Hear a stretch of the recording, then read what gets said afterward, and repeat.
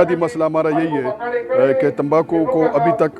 फसल का दर्जा नहीं मिला है, और हमारा जो बुनियादी डिमांड है वो यही है कि चूँकि तंबाकू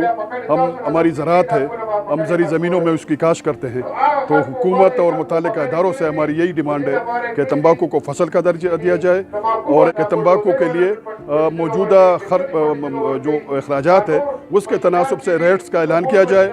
तंबाकू की जो भट्टियाँ है, बर्नर्स है, उनकी रजिस्ट्रेशन की जाए।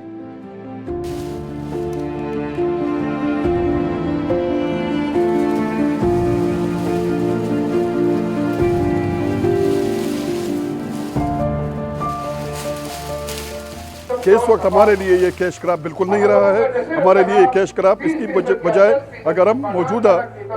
अपनी ज़मीनों पर अगर गंदम काश्त करें, गन्ना काश्त करें, दूसरे मुताल्लिका फसलें काश्त करें, तो हमारा अंदाज़ा है कि हम तंबाकू से ज़्यादा कमा सकते हैं, क्योंकि तंबाकू की जो पोजीशन है मुनाफे की, वो तो कारोबारी लोग के लिए है इस वक्त।